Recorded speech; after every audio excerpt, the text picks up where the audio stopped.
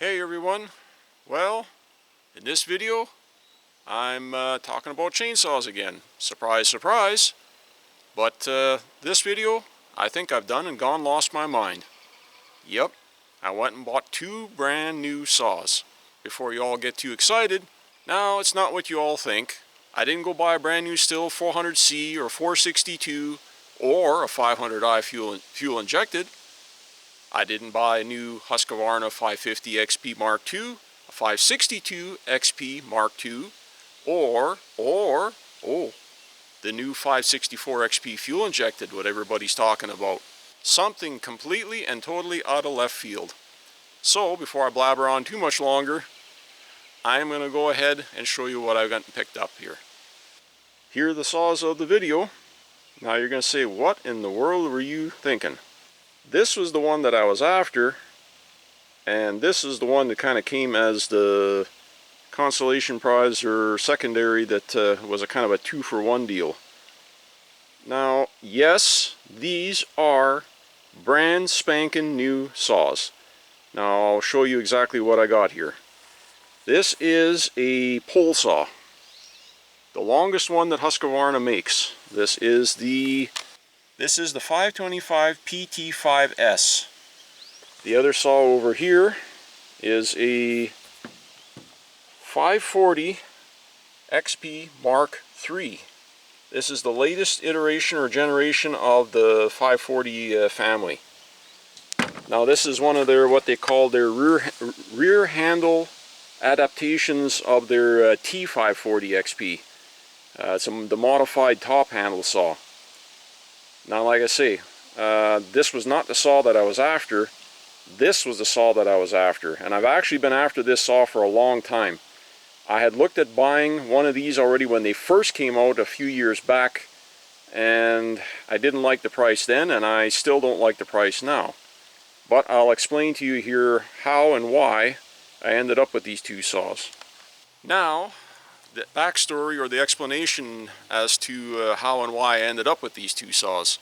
Like I said, I've been looking at buying a pole saw for a long time for around my yard here because I have a lot of dead and dying trees of various species, everything from just common pine and poplar here to more of my ornamental elm trees in the yard here that are always having branches droop down, overgrown. Like I say, I looked at buying a pole saw already going back probably 6, 7, 8 years ago. Every time I looked at something that was sort of in my budget or budget friendly, it was a very cheap-ish consumer type saw. I looked at both Stihl and Husqvarna, but the consumer end ones that were like under $600 or in that price range were made very flimsy. I am always a guy that's used to dealing with professional grade saws of any shape, size, and form. So to downgrade to a basic homeowner one was, I felt like I was going to be spending my hard-earned money and probably going to have issues with it and not getting my value worth out of it. And from what I've talked to from other guys, that's kind of where it ends up going. I also wasn't comfortable with dropping basically $1,000 on a pro-grade pole saw. In some cases, some of the Stihl ones even 6 years ago were upwards of over $1,200.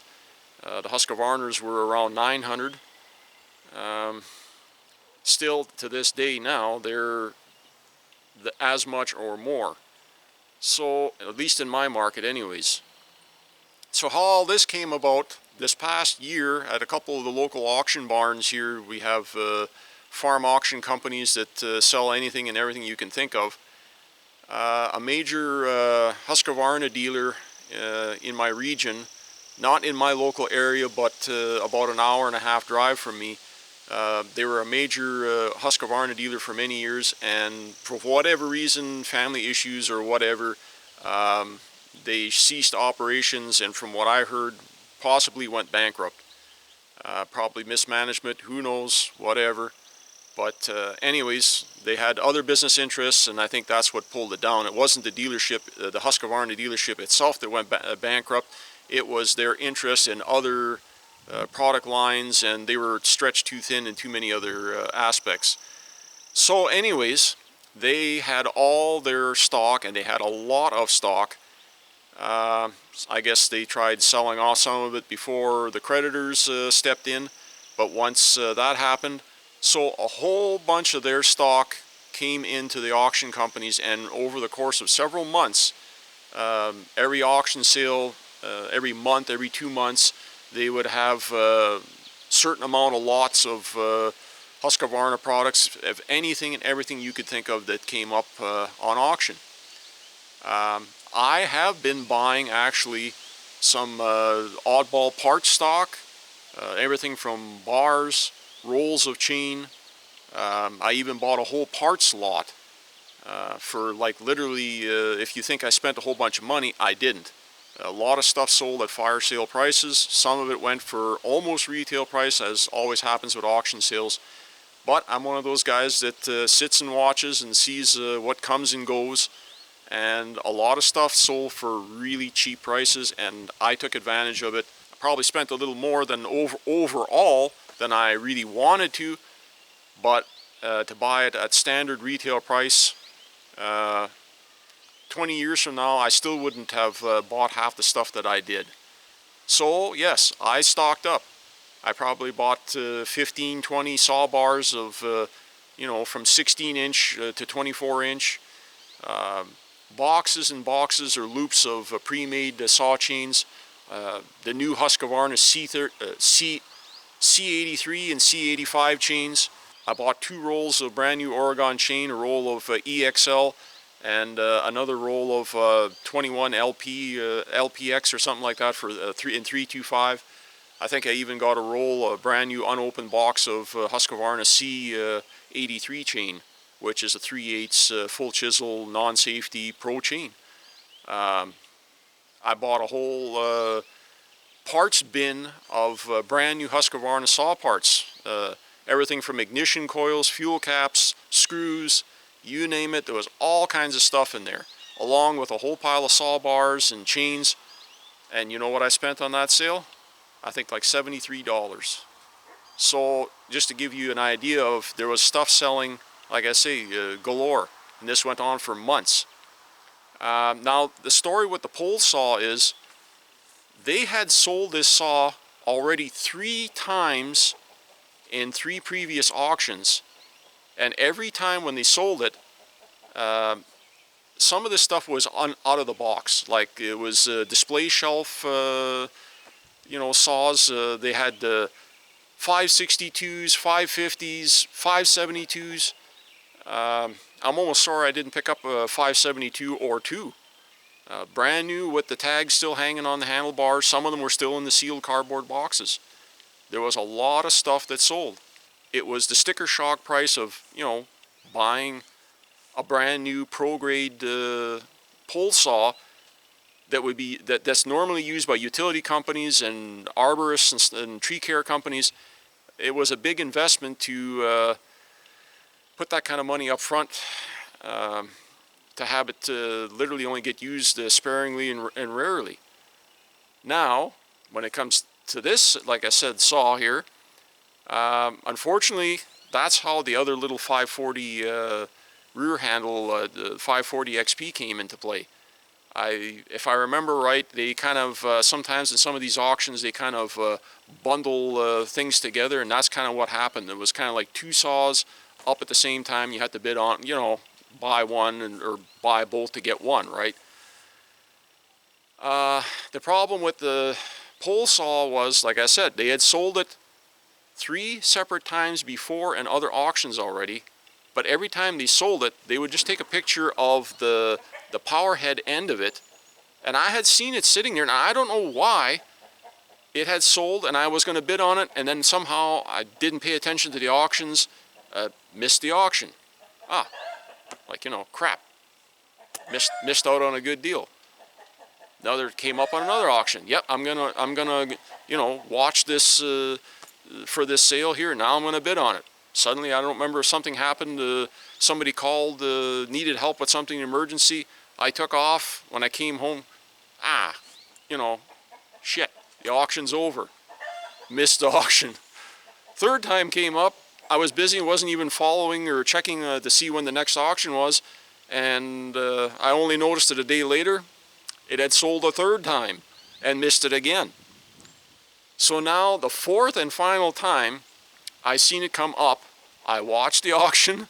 I was at home, I was online auction, and they made a disclaimer on this one. They took several pictures of it, not just one or two pictures of the power head. They took the pictures of the whole saw from one end to the other, and they said in there, this saw sells without power, the cutter head, just which the bar end was not included on the saw.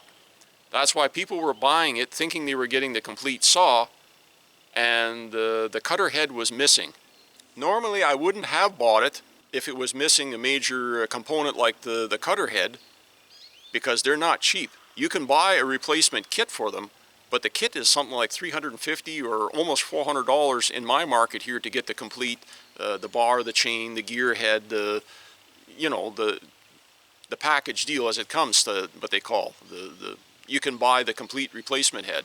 But the reason that I did, and all those other junk lots or miscellaneous mishmash lots, I ended up getting a lot of different oddball Husqvarna parts. Now in that bunch of stuff that I bought was a little brown cardboard box.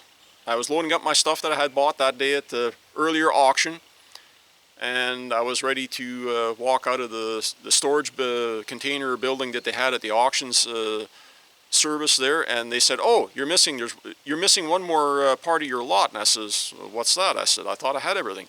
They're like, oh no, there's this cardboard box here, there's some other Husqvarna parts in it.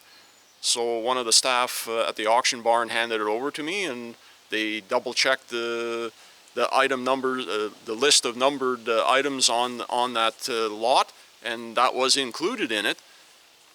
Didn't think nothing of it.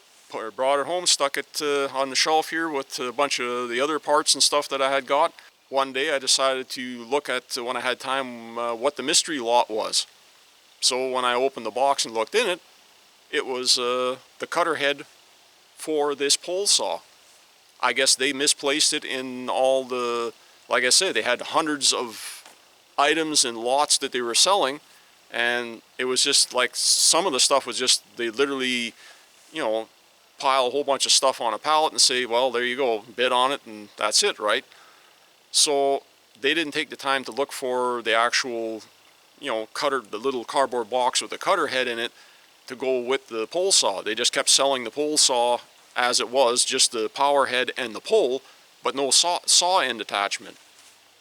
But inadvertently, I didn't even know for several months that I actually had the cutter head in my parts lot that I had bought. With that, knowing that I had the cutter head just before this auction sale, I decided, well, you know what, I'll take a stab at it and see if I get it.